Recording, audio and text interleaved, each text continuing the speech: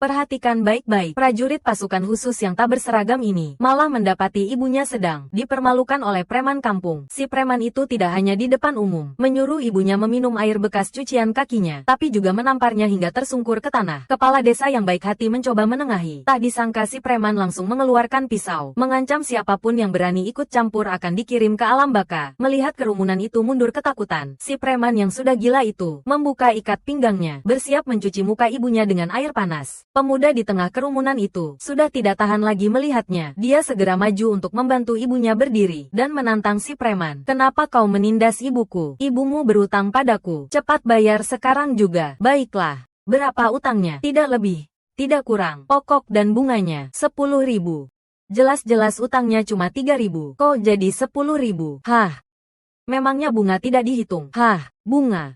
Ini rentenir ilegal. Itu melanggar hukum." "Hukum? Akulah hukumnya. Nenek tua, dan kau, bocah tengik, dengar ya.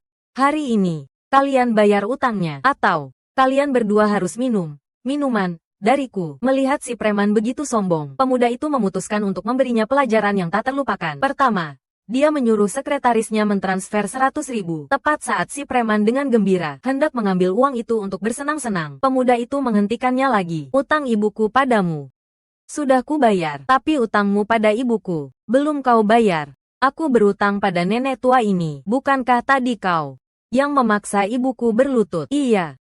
"Memangnya kenapa?"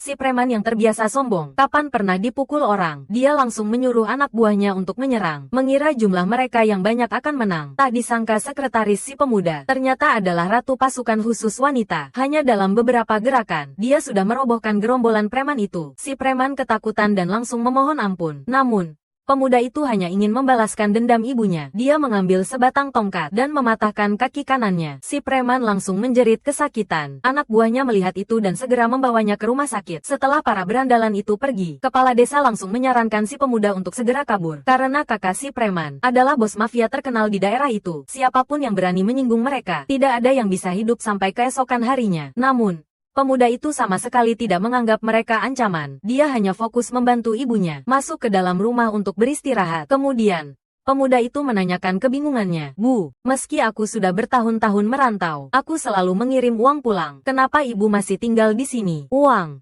Biar aku yang jelaskan. Uang yang kau kirim pulang, ibumu memang memakainya untuk membangun rumah. Awalnya, ibumu dan kakakmu memang hidup dengan baik, tapi sejak kakakmu menikah, dia mengusir ibumu keluar dari rumah." "Apa? Kakakku tidak melakukan apa-apa. Mana bisa dia berbuat apa-apa? Kakakmu itu terlalu polos, sedangkan istrinya sangat kejam. Utang ibumu itu, semuanya karena dia kalah berjudi." "Bagus sekali. Aku akan menemuinya." "Pak Tua, tolong jaga ibuku sebentar." "Sekretaris Jin, kau ikut aku." Bocah ingusan dari mana ini? Berani-beraninya mendobrak pintu Song Li Fangku. "Cari mati." "Ya, namaku Chen Fan. Chen Ping adalah kakakku." "Chen Fan? Oh, adiknya si pria lugu itu. Kalau kau mencarinya, cari saja di ladang. Tidak lihat aku sedang sibuk." "Aku tidak mencarinya. Aku mencarimu." "Mencariku? Ya, kalau begitu, masuklah." Adik ipar mencari kakak ipar.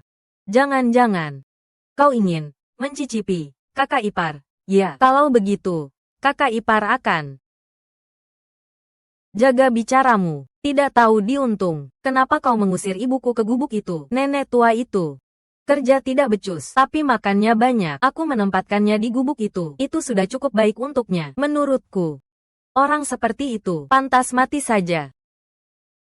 Kurasa kaulah yang pantas mati. Kau beraninya kau memukulku. Keluargaku tidak akan melepaskanmu. Aku tidak peduli siapa keluargamu. Kau makan, minum, dan tinggal dari hasil kerjaku, tapi masih berani tidak menghormati ibuku. Kau pantas mati." "Baik, baik, baik. Aku akan menelepon keluargaku sekarang." Tepat pada saat itu, kakak si pemuda pulang. Si kakak ipar yang licik langsung punya ide. Dia langsung berlari ke suaminya dan menangis, mengatakan si adik ipar tiba-tiba masuk ke rumah dan ingin berbuat tidak senonoh padanya. Dia melawan sekuat tenaga, tapi malah ditampar. "Xiao Fan, kau, kakak, apa kau percaya pada wanita ini?" Li Fang memang dalam banyak hal melakukan kesalahan, tapi untuk hal semacam ini, dia pasti tidak akan berbohong. "Jadi maksudmu, aku yang melecehkannya? Aku, Chen Ping, Dasar kau pengecut. Istrimu ditindas orang, kau bahkan tidak berani bersuara. Baik. Karena kau tidak mau membelaku, aku akan menelepon. Biar keluargaku yang maju. Siapa yang berani mengganggu kakakku? Kuhabisi dia. Ting Wei. Aku baru saja mau meneleponmu. Tadi dia yang menggangguku. Ayo. Habisi bocah ini untukku. Hei. Ting Wei, ini adikku. Chen Fan, bisakah kau memberiku sedikit muka? Kau pikir kau siapa? Beraninya minta muka dariku. Kalian bengong apa lagi? Hajar dia.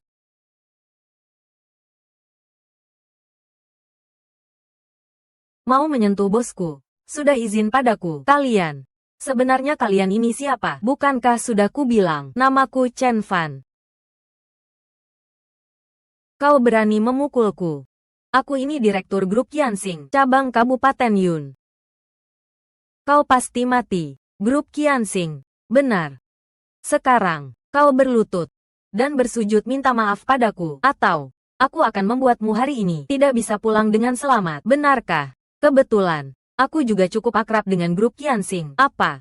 Kau kenal dengan penanggung jawab grup Qianxing? Akulah presdir grup Qianxing.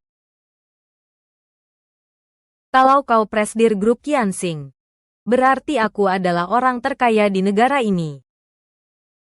Halo, Direktur Li. Di sini ada orang yang menyamar sebagai presdir grup Qianxing. Presiden Chen masih meninjau lokasi konstruksi. Baik, penyamarnya ada di sini. Orang yang baru saja ku telepon adalah penanggung jawab grup Qianxing, cabang di sini. HMPH, dia akan segera tiba. Tunggu saja ajalmu. Hei, Kak. Terakhir kali ada yang menyamar sebagai bos grup Qianxing. Bagaimana nasibnya ya? Dihukum 10 tahun. Busuk di penjara. Kau dengar itu? Dihukum 10 tahun. Busuk di penjara. Kalau kau sekarang patuh, berlutut dan minta maaf, mungkin saja aku masih bisa membantumu bicara di depan Direktur Li. Agar hukumannya dikurangi beberapa tahun. Tidak perlu.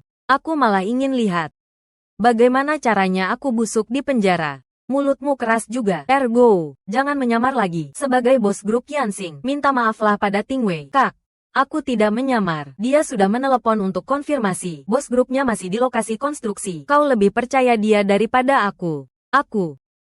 Ting Wei. Bagaimana kalau masalah ini kita lupakan saja? Lupakan. Sudah ku bilang, dia akan busuk di penjara.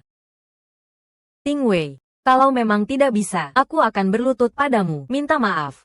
Bagaimana? Lepaskan saja Xiao Fan. Kak, kau tidak perlu minta maaf padanya. Aku benar-benar presdir grup Qianxing. Kenapa kau tidak mau dinasihati? Siapa yang berani menyamar sebagai presiden Chen kami? Direktur Li, Anda akhirnya datang. Bocah ini yang menyamar sebagai presdir grup Qianxing. Presiden.